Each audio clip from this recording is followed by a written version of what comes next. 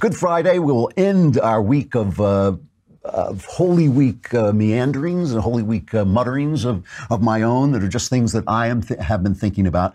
Good Friday, of course, is the day of the crucifixion. And people always say, why do they call it good? It is not because I have an extra show. Some people say it's a misinterpretation of the word God. It was God's Friday. Other people say it's good because, of course, it's part of the act of salvation, even though it was so much suffering for Jesus and such a tragedy for the people around him. It was actually good because it worked out man's salvation. The question that I always hear, and I think that the news media, which is kind of anti-religious, it's like raveningly anti-religious, is always saying, why did Jesus die? Why did Jesus have to die? And the idea behind this is that there's something uncivilized, that someone should have to sacrifice something for God, to appease God. Isn't that what we used to do when we threw virgins into volcanoes? Why does this have to happen again? And of course, the argument that this is God sacrificing himself to end essentially all other sacrifices, is the one sacrifice ever needed, never really makes it into the magazines, but still, there's still something in explanations that I find not untrue. The normal explanation is not untrue, but sometimes I find it non-immediate. The usual explanation is Adam sinned, man fell, now Jesus has to pay for that sin with his death. That sin brought death into the world. Jesus takes the sin on himself, becomes sin, and dies for us, and now we have the opportunity to live eternally. And I sort of think like, I believe that, but what good does it do me right this minute? And I drive theology, just so you know,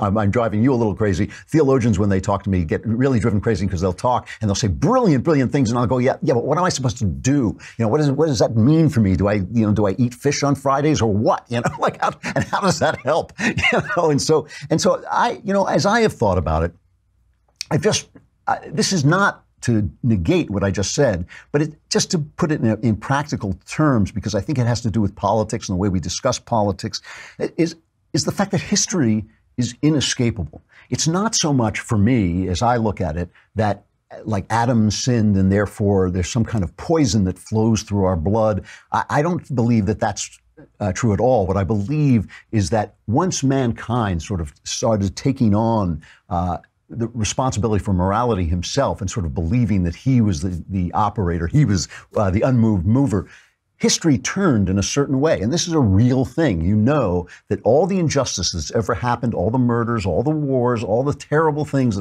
that men and women have done to one another throughout history, they have brought us to this point. Everything good we have, we stand not only on the shoulders of giants, we stand on the bodies of victims. When the left talks about the mistreatment of the Indians, no one would say that the Indians were not mistreated. And now you have a home that's on the land that they own. Nobody would say that slavery was a good thing. My argument when guys like Ta-Nehisi Coates say, well, slavery created an injustice. That injustice is still here in the form of less wealth for black people, so there ought to be reparations paid.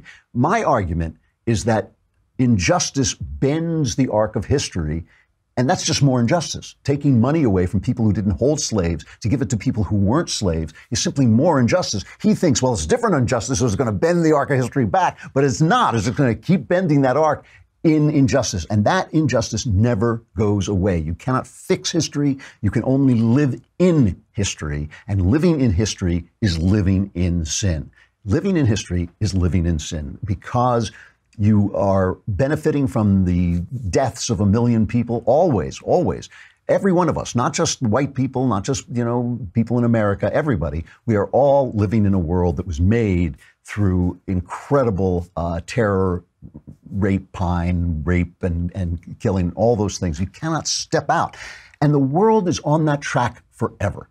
When Jesus came into the world, he brought with him, don't even forget about the miraculous nature of Jesus. Just think of him as someone whose mind was so in conjunction with God. Just for a moment, think of it this way, that he embodied the logic and the logos of God, the love of God, the creativity of God, that overflowing love that becomes creativity, the forgiveness of God, all those things that he embodied, he brought into the world. When you look at the Good Friday story, the crucifixion story, You can point to villains. People always try to point to villains, but when you really look at it, he's killed by history. He's killed by the world. The world works like a perfect machine to murder the logos, the truth, the way that you're supposed to live, the life that you're supposed to have. The world works to murder that. And if you haven't noticed that, that remains as true today in a world that is much more peaceful, a world that's much more prosperous, a world that's much more healthy. The truth will still get you killed. The truth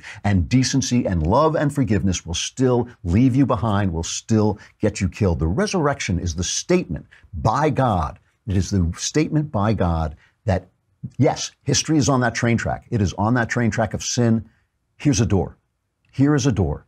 Turn your ship in a different way. It is the question of whether you are born into a world of sin or you are given a new soul to start the world again. And the answer to those questions is yes. They're both true. They're both true at once. When you follow the Logos, when you turn toward the Logos, when you turn toward the love, when you turn toward the truth and the life, you're going to suffer in the world. You are going to take some hits in the world. That's why I always laugh when people say, how can I stand up to my history professor and tell him the truth? And what they really mean is, how can I do it without suffering? You can't. If you speak the truth, you are going to take some hits. If you live in a way that follows what you know to be the truth of God, you are going to take some hits. You are going to take up a cross.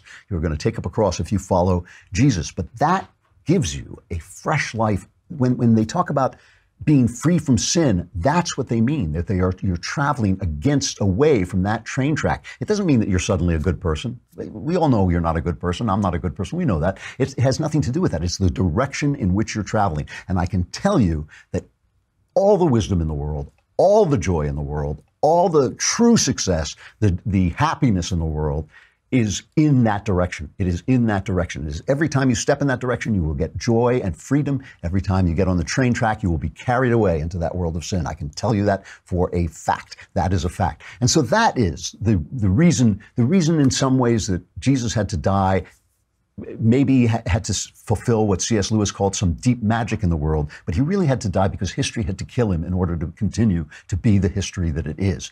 And it's his death and his resurrection are an invitation to you and to me to step out of that history, to step out into this new world that is, as I can tell you, a world of makes it an abundant life, a life that you are pleased to be a part of with all its suffering, with all its sin, with all its corruption. It is a joy all the same to be walking in the right direction. So, on that note, have a wonderful Easter. And if you don't celebrate Easter, celebrate Easter. You'll have a much nicer Easter. To our Jewish friends, have a great Passover, a wonderful celebration of freedom, which is, of course, what everything is about.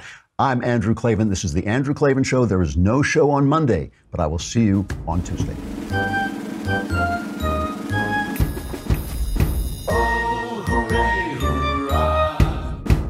The Andrew Klavan Show is produced by Robert Sterling. Executive producer, Jeremy Boring. Senior producer, Jonathan Hay. Our supervising producer is Mathis Glover. Technical producer, Austin Stevens. Edited by Alex Zingaro. Audio is mixed by Mike Cormina. Hair and makeup is by Jesua Alvera. And our animations are by Cynthia Angulo and Jacob Jackson. The Andrew Klavan Show is a Daily Wire Forward Publishing production. Copyright Forward Publishing 2018.